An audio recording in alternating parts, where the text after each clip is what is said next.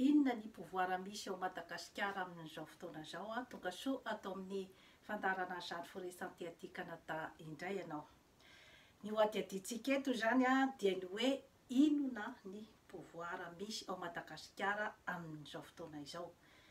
Tsy midika akory zany hoe iza ny tompon'ny pouvoir, satria raha mitentsika hoe iza ny tompon'ny pouvoir dia andehantsika zany hitanisa an'ity karazan-javatra rehetra rehetra ity, karazan'olona rehetra ity, hoe ao ny tany mandroso, ao ny mpitondra fanjakana, ao ny filoham-pirenena, ao ny karana, ao ny sinoa, ao ny vazaha. Raha ohatra zany ka hoe tenenitsika zany olona zany no antanitsika iza, fa indray mitoraka ity zany de hoe inona. Raha ohatra indray zany hoe inona de ilaza indray ianao zany hoe ny vola nge zany ny tena mitondra ao, ny fahefana, ny fahaizana ao anatiny daholo zay zavatra rehetra rehetra izay. Fa inona zany ilay tena hoe teboka tokana zany izay mitondra ny Madagasikara amin'izao fotoana izao dia ny tsy fandraisana draikitra. Hoadiadintsika zany izay hoe hitondra antsika makaiza izay tsy fandraisana draikitra izay, ary inona ny mahatonga an'ilay tsy fandraisana draikitra, ary inona zany no mety ho conséquences gravy amin'izay hoe tsy fandraisana draikitra izay, dia hanome ny vahaolana isika zany any amin'ny farany. Ny tsy fandraisana draikitra, maro dia maro zany ny zavatra teraky ny tsy fandraisana draikitra. De raisintsika ohatra zao, ohatra hoe ny fako. Ny fako, iza moa zany no tompona draikitra amin'io fako io? Toa mitapin'orina daholo, toa mitaraina daholo momba ny tsy fahasalamana, momba ny dépression, ateraky zany zavatra rehetra rehetra izany mitaraina daholo hoe iza no tompona draikitra amin'io zavatra io dia milaza daholo fa ny monsieur le maire no tompona draikitra amin'io zavatra io. Monsieur le maire en question nefa toa tsy misy makabava azy na hoe mi-interviewer azy zany, fa dia nahazo toerana soa amatsara izy zany amin'ny maha-ministry ny aménagement du territoire azy de tsisy suitiny intsony ny momba ny resaka fako. Iza zany ny tompona draikitra zany amin'izany zavatra rehetra rehetra izany. Raha ny ohatran'ny fahitana azy aloha zany de ohatran'ny tsy misy tompona draikitra, fa de hoe io zany ny fako de tsy misy tena hoe inona zany no ataontsika zany mikasika an'io.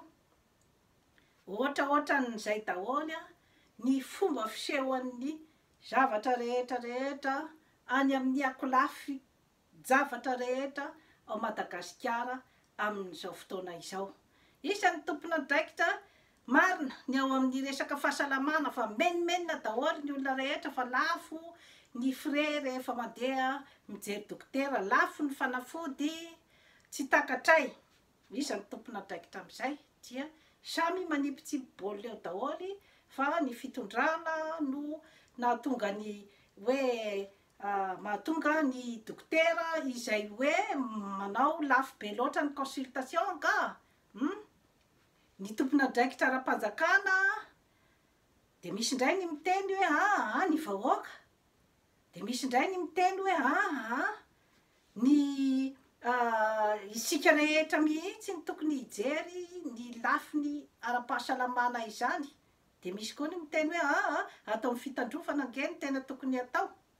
Jerevana koa atao amin'ny fampianarana, de varalila be daholo indray ny ao amin'ny fampianarana, de misy tsy mahazo borsa ny mpianatra, de misy ny maro de maro ny mpianatra tsy mianatra, de ny dabilio mbola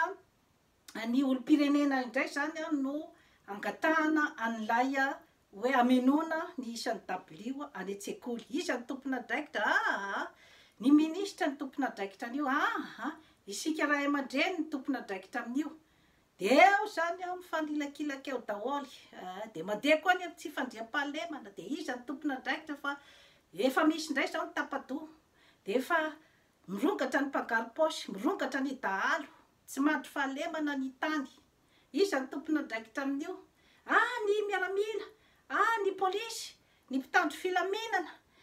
isika mihitsy ny tena tokony iambona an'io tsy fandriam-pahaleman'io fa tokony ataotsika any amin'ny akinina amin'ny resaka fokon'olo io zavatra io ambava daholo zany izay zavatra rehetrarehetra izay naondrana ny andramena 22 tonnes ny volamena filikilao tratra tesy tratra roa de mitatitra ndray lany ny harena-pirenena misy manondrana iza ny tompona draikitra ireo ao amin'ny fitondranao ka isika vahoaka mihitsy ngeny tokony iambina ny zavatra rehetrarehetra izany ambava daholo io zavatra io zany sy ny mpitandro ny filaminana ny any amin'ny doanina tsy manao ny asany tonga koa ny resaka fanolanana amin'ny endriny maro samihafa ao amin'ny tanàna de iza ny tompona draikitra amin'io ilay ianina misy nge le mpifokarongony reny misy no tena mahatonga an'io fanolanana sy ny zavatra rehetra tsy mety io ny fanabeazana tena efa tsy mivavaka tsony ny malagasy efa feno fahotana ao Madagasikara amin'izao fotoana izao ambava daholy izay zavatra rehetrarehetra izay de ny ao an-tanàna zany dia ny fanendritendry fa ianona de voly de ianona ny olo-masina ny olona ohatraohatran'izao dia olona tsy sy ilana azy de ny olona ohatraohatran'izao no olona tena tokony homem-boninahitra ao an-tanàna efa lasa any zany sisa no andeha hivalorizen'ny ray tanàna ny tenany de ny hoe reny ny olona tsy kristianina zay kristianina de fa mialokaloka ao ambadik'ilay hoe kristianina sy ny tsy kristianina izany hoe misy foana zany ilay atao boky émissaire zany ao amin'ny tanàna de ifanendrinendry olona atao poubelle de ny manadratena fa izahay no tena olona manany maizy azy mendrika ny omena ny toeram-boninahitra zany eto an-tanàna zay zany ny zava-misy amin'izao fotoana izao zany ao Madagasikara izany iveryntsika zany ny amin'ny hoe inona zany no tena mitondra ny pouvoir ao Madagasikara zany amin'izao fotoana zao tokana ihany izy amin'izao fotoana zao de ny tahotra izay miteraka tsy fandraisana draikitra satria tena panika generala nge amin'izao fotoana izao ny zava-misy zany hoe tsy misy itsony zany ny hoe iza marina moa zany no tena hoe olona izay hiateratsika ny lalàna zany no mba nieritreretina fa hoe ny lalàna ngamba zany no mifehy ny zanak'olombelona satria na taty amin'ny tany mandroso ange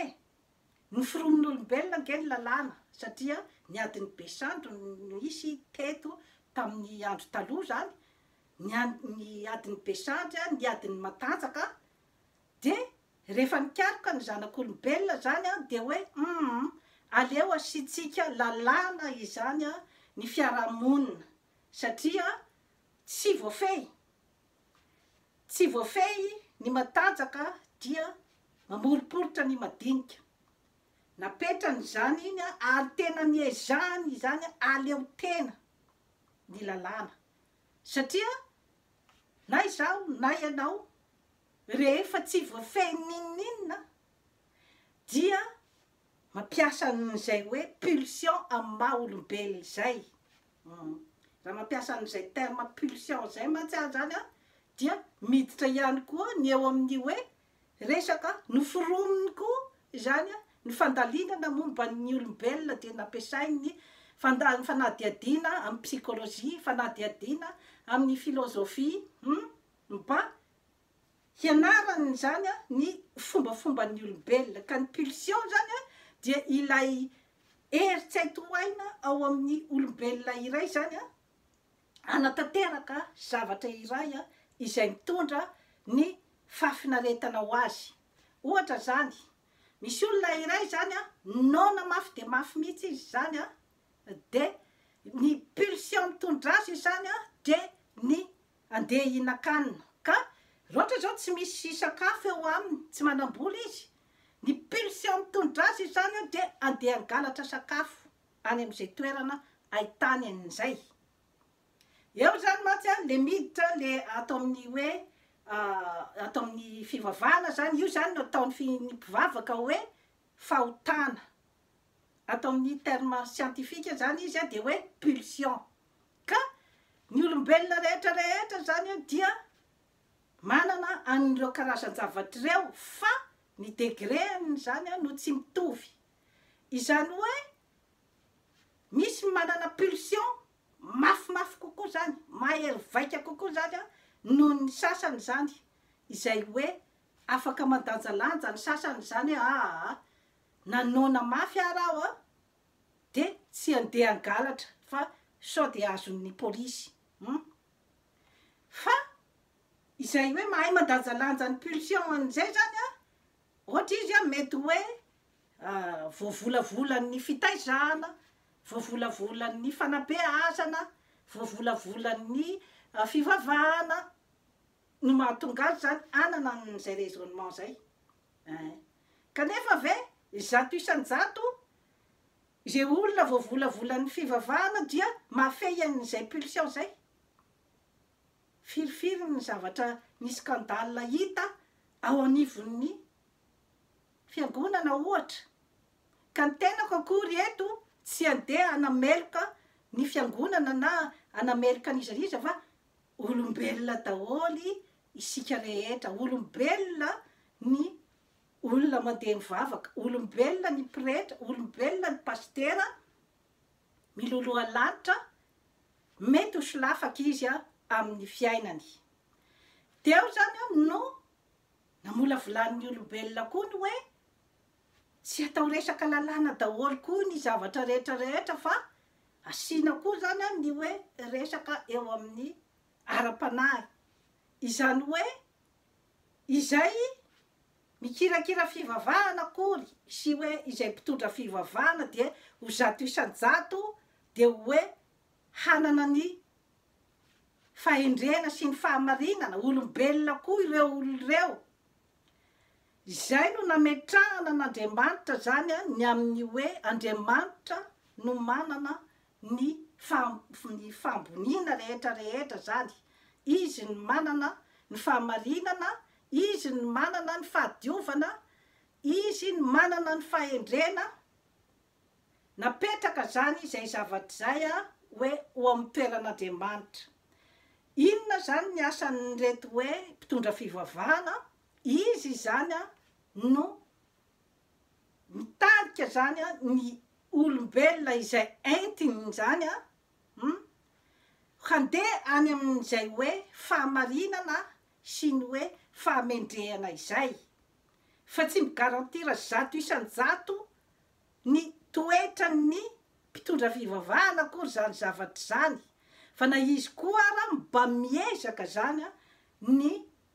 hanana an'ilay hoe fahamendrehana ananan'Andriamanitra izay ny maha olombelona atsika tsy zato isan-jato akory isika dia ho mendrika zany a tahaka an'Andriamanitra izay nametrahan'ny olombelona zany hoe misy ny hery hafa izany a izay tsy ananantsika olombelona ka ireo mpitondra fivavahana ireo zany ireo no mpanelanelana ny olombelona sy ny hery avo indrindra zany satria io koa samy manana ny azy izany a samy manana ny ataony hoe hery avo indrindra koa zany a eto ambonin'ny tany ka izany zavatra rehetrarehetra izany zany ametrahako fotsiny ny hoe ny zavatra izay napetrapetraky ny olombelona ampilampina ny fiarahamonina zay zany a eo amin'ny lafiny hoe fifampitondrana amin'ny samy olombelona fa eto amin'ny resaka lalàna izany a dia efa nisy izany ny karazana andian-dalàna izay hoe noforomin'ny olombelona mba tsy ahatonga ny zanak'olombelona zany a hikorotana ny fiarahamonina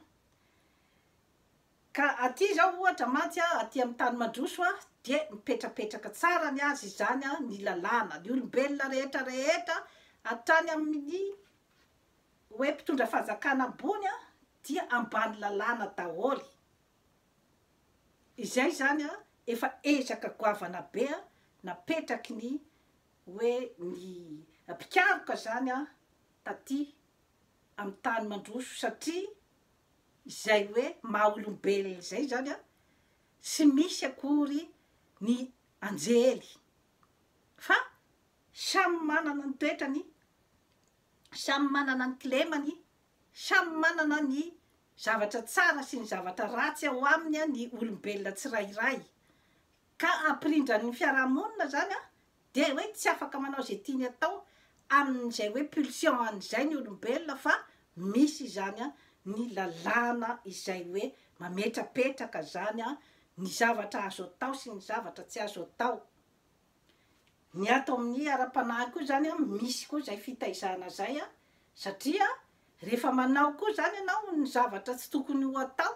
eo anatrehan'ny ataontsika hoe zany hoe autorité morale dia iny ianao no voatondromolotra, iny ianao zany no voailika ao amin'ny fiarahamonina. Zay zavatra rehetrarehetra izay nefa zany tsy migarantira zato isan-jato ny fahadiovan'ny olona sasany izay atao hoe tsy nahitana kilema. Izy ihany no mahafantatra ny fahotana vitany. Na dia aty ivelany azy izy ohatry ny hoe olona madio, izy ihany no mahalala an'izay. Raha ohatra zany manko tsika hiresaka ny hoe i Raiana Rakoto de voly de i Rabe de olo-masina. Tsy misy izany amintsika olombelona fa i Rakoto ihany mahalala ny zavatra nataony, Rabe mahalala ny zavatra nataony. Eo no mipetraka ny atao hoe conscience. Conscience ny tsirairay. Misy ny hoe aleo enjehan'ny omby masika toy izay enjehan'ny eritreritra hoy ny Ntaolo.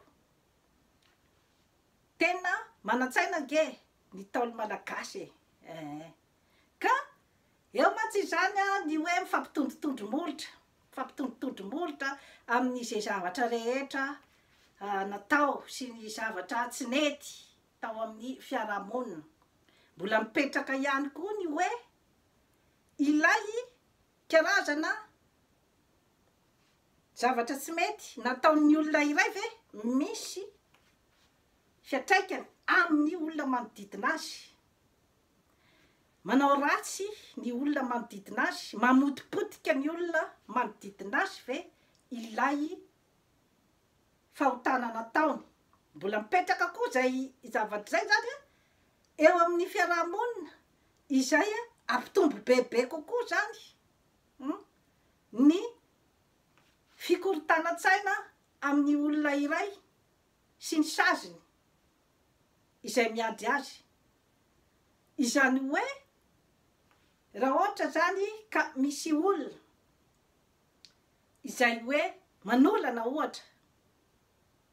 izany zavatra zany manolana zaza ohatra na manolana vehivavy, izany zavatra zany dia misy conséquence amin'ilay zaza naolana,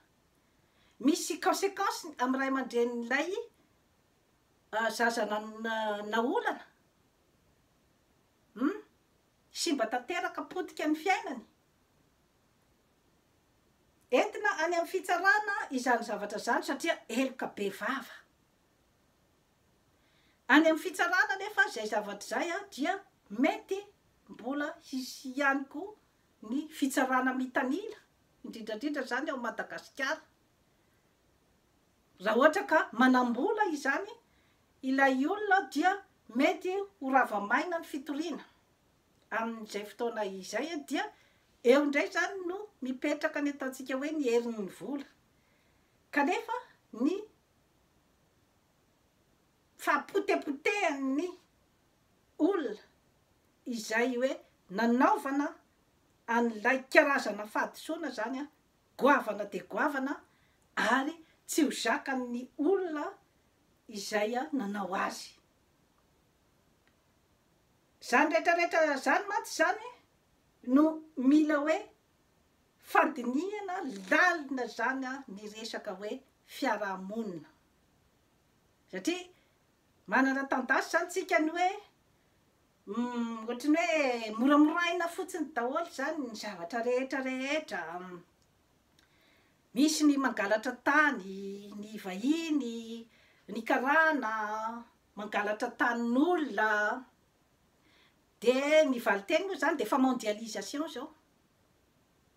mondialisation ahoana moa zany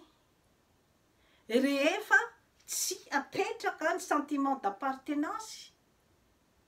de izay nge lay hoe tsy misy tompony zany ny toerana anankiray de samy manao zay tiany atao rehefa tsy misy zany a mieritreritra fa tompony toerana iray aty a amin'ny tany mandroso a de efa hoe efa misokatra zany a ny hoe ny fiarahamonina zany e mbe fa ahitanao zany hoe personne de couleur ohatra hoe mainty efa petrany chef de service mbe fapetrany zany amin'ny hoe toerana manany maha izy azy ohatra amina institution anankiray tadidio nefa fa ampisehoany aminao fotsiny efa misokatra zahay ka efa misokatra zahay fa tadidio fa amin'io institution io misy olona izay micontrôle ny zava-misy rehetra ao somatsy hoe matematikaby fa nomena plasena chef de service de hoe hanana ny pouvoir rehetra ao amin'io zafady misy olona micontrôle an'io institution io ary olona manana sentiment d'appartenance ao amin'io tany io izay matsy a ilay hoe pouvoir caché izany hoe io zany a pouvoir tsy de tena resahana zany ny tany rehetra tompoko de tokony misy an'izay hoe olona manana ny sentiment d'appartenance mieritreritra ny tena hoe ampivoatra ny tany iray izay eritreretiny hoe taniny mieritreritra ny ampandroso an'io ampandroso ny olona ao amin'io tany io izay anana ny sentiment d'appartenance io tsy voatery ho fantatrao zany olona zany mety olona mifankahita aminao fa tsy fantatrao hoe tiany ny olona micontrôle ny zavatra rehetra ato izay zavatra zay nefa zany no tsy misy ao Madagasikara izay hoe sentiment d'appartenance ny sentiment d'appartenance dia mandeha ihany koa zany any amin'ny fandraisana andraikitra satria ilay fandraisana andraikitra ilay niteneniko teo zany hoe ny tsy fandraisana andraikitra sy ny tahotra izay zany no zava-misy mibahana ao Madagasikara amin'izao fotoana izao izay tena tokony ho jerena aingana zany ary hodinian'ny vatona sondritry ny tany rehetra hoe rehefa tsy misy tsony zany ny manana sentiment d'appartenance amin'ile tany de mazava ho azy fa ny fako zany alefa io eran'io satria isa moa zany no tena manana n'izay hoe sentiment d'appartenance sy ny hoe responsabilité izay ao anatin'izay hoe karazan-javatra zay ny tany saiko rehetra teo izay inona nefa koa no mitondra an'izay de nefa naverimberiko teto foana ny hoe ny pyramide de Maslow rehefa ny olona iray mbola nohaniny androany no tadiaviny androany mbola tsy mihinana intelo isan'andro izy izany hoe amin'ny hoe maha olombelona zany fa mbola mandre nona isan'andro izy zany tsy mitafy ohatry ny olombelona rehetrarehetra izy tsy mipetraka amin'ny trano ohatry ny olombelona rehetrarehetra tsy voatery ho luxe akory zany rehefa tsy mianatra ny zanany na izy mihitsy koa tsy nianatra rehefa tsy voatsabo ohatry ny olombelona rehetrarehetra izy a de mbola mivezivezy ny fanahiny izany hoe amin'ny fomba ahoana moa zany no andeha anomezanao zany responsabilité an'ireo karazan'olo ireo izay hoe izay hoan'ny androany mbola tadiaviny androany eo zany mantsy no lakile goavana indrindra zany a izay hoe mila vahana aingana de aingana zany a de ny fampiakarana ny farim-piainan'ny vahoaka satria rehefa mbola ny farim-piainan'ny vahoaka izany a no mbola tsy miravina dia mino marimarina aho a fa mbola anjaka ny karazany zavatra rehetra izay tany saiko teo zay sy ny zavatra rehetra izay hitarainana any amin'ny fiarahamonina amin'izao fotoana izao rehefa tsy hojerena zany a io zavatra izay hoe mampikaikaika ny vahoaka io ahoana moa no andravanao ny risoriso raha ohatra ka herinandro de lany ny karaman'ny fonctionnaire ohatra ahoana moa ny andravanao zany ny tsy fandriam-pahalemana raha ohatra ka mbola nona zany ny akabeazan'ny population ahoana moa zany a no andravonanao ny resaka fahasalamana satria na ny responsabilité amin'ny tsirairay amin'ny fahasalamana ige efa tsy afaka handray an'izany izy raha ohatra ka mbola ny hoan'ny androany tadiaviny androany io zany a no mba resaka atsipoko zany a amin'ny olo-pirenena rehetrarehetra satria io manko tsy apetraka tsony amin'ny mpanao politika fotsiny ity zavatra ity fa responsabilité ny olo-pirenena rehetrarehetra zany a ny mitodika amin'izay karazan-javatra zay hoe ahoana no ampisondrotatsika zany a ny farim-piainan'ny vahoaka ato anatin'ny fotoana fohy satria ao ny lakilen'ny zavatra rehetrarehetra tompoko ao anatin'io a hoe farim-piainan'ny vahoaka io menao tsiny ve izy raha ohatra ka rehefa tonga ny koveta sy ny t-shirt sy ny vary sy ny menaka menao tsiny ve izy raha ohatra ka mirongarongany zay mbola takatry ny sainy raha mbola nohan'ny androany tadiaviny androany tsy atakatra n'izany hoe fanazavana omenao zany ny vatona sondrotry ny tany no tokony mikaondoa ny amin'ny hoe ahoana zany ny fomba iremedievatsika an'izay a karazana situation izay ny vatona sondrotry ny tany no afaka hanana an'izay a karazana energie izay sy ny fahatakaran-tsaina ambonimbony satria miodikodina ao amin'io responsabilité io daholy miodikodina ao amin'io tahotra io daholy ige ny zavatra rehetrarehetra tahotra daholy ige reny hoe vao misy olona zany a maneho ny heviny de any am-ponja tahotra daholy reny vao misy olona zany a manao manifestation mba ilaza ny heviny de efa iny ny miaramila sy ny zandary hisambotra azy tahotra daholy io ka miaina ao anatin'ny tahotra zany a ny malagasy na atao hoe ny autorité izay mitondra na ny vahoaka de mitapitapin'orona sisa zany no atao rehefa mandalo amin'ny fako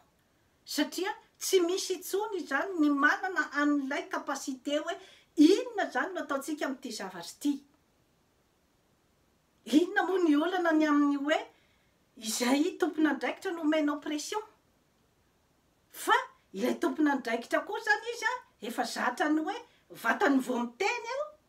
ilay vahoaka zany mba ilazany hitaky ny zony sy ny zavatra maharary azy a de fa ataony fitandry ny filaminana sy ny miaramila sy ny zantary no tonga de efa madragaranga basy. Tahotra daholo igny zany zavatra rehetrarehetra izany e. Ary matoa zany a ny vola no mibaiko eran'io eran'io, tahotra daholo zany satria tsy ampy ny vola ampiasaina ao an-trano. De sitrany ahay mba misy vola tsipitsipy avy any zany, nefa zavatra tsy mahavita taona, zavatra tsy de tena hoe de manovany ny fiainana. Aiza zany a ny ipetrahany zay zavatra rehetrarehetra izay satria ao anatin'ny crise de panique tanteraka zany a ny firenena amin'izao fotoana zao. Efa nyresako teto efa ela be ny resaka Titanic, mitandrema fa ho avy ny Titanic, efa Titanic anie zao e. Ka io zany a no anairako zany a ny hoe malagasy tsy vaky volo zany a, satria rehefa misy ny voina,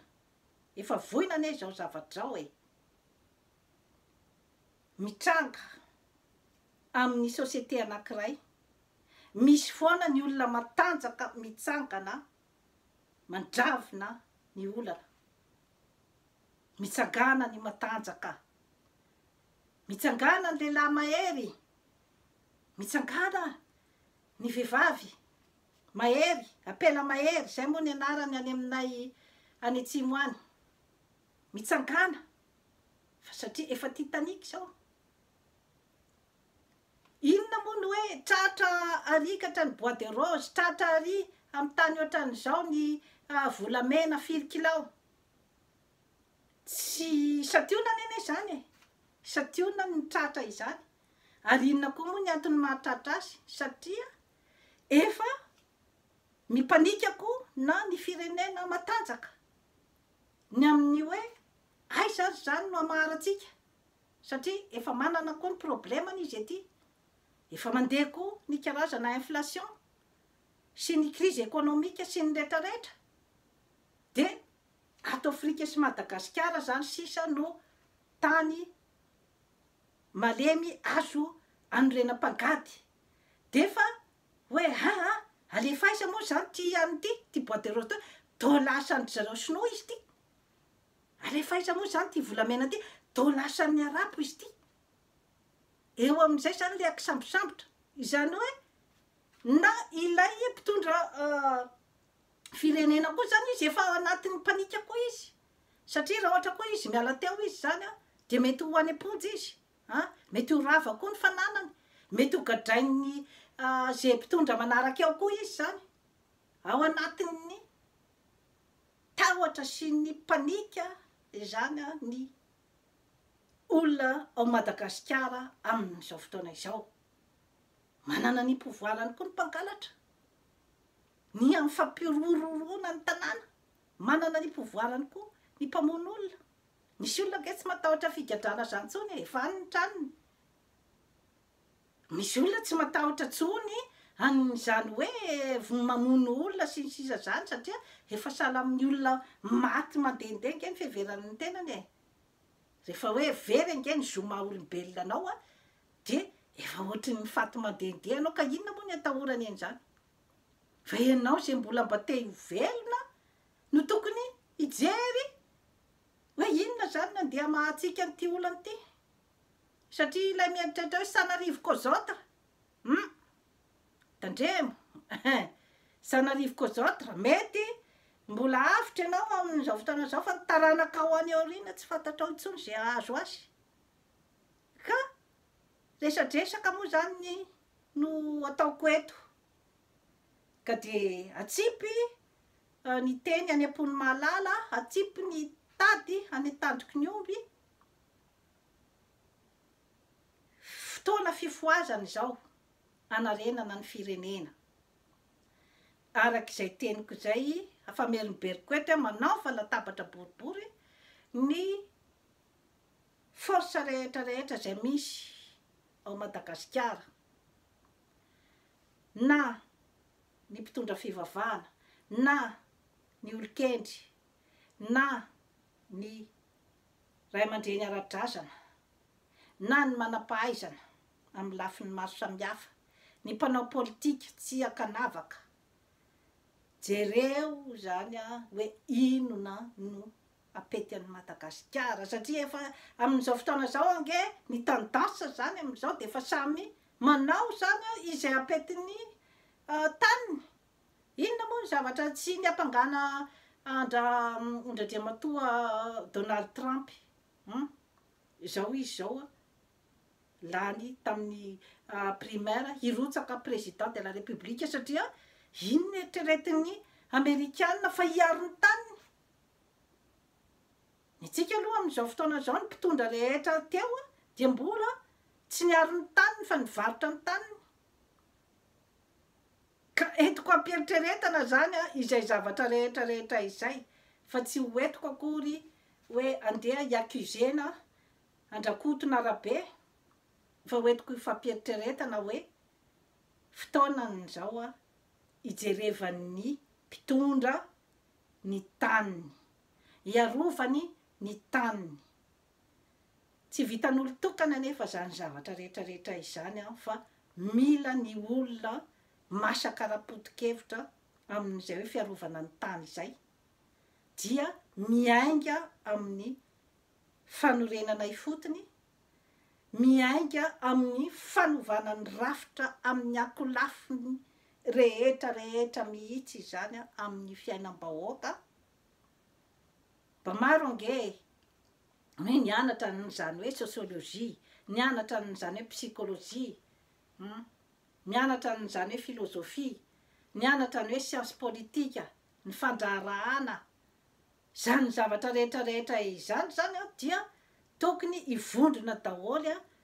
anamboatra ny rafitra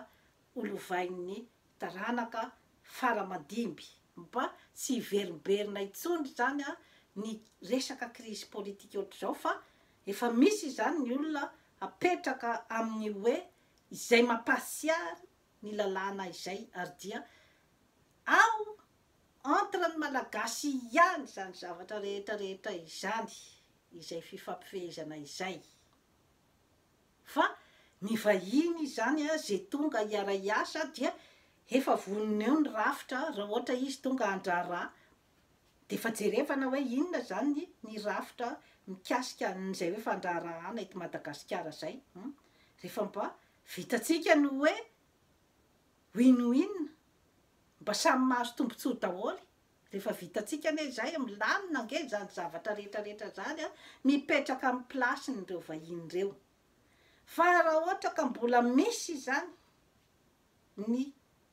tsy d'accord ao anatin'ilay rafitra izay apetraka dia izay lay hoe ny teo ihany ny teo ary dia tsy ilamina mandrakizay Madagasikara raha ohatra ka tsy apetraka izay hoe rafitra matanjaka sy ny olona ao aminy izay manana ny sentiment d'appartenance. Dia toy izay no azona tolotra anao anio. Manaova abonnement amin'ny Jeanne Forêt Santé aty Canada fa hanatsara ny fiainanao. Veloma tompoko.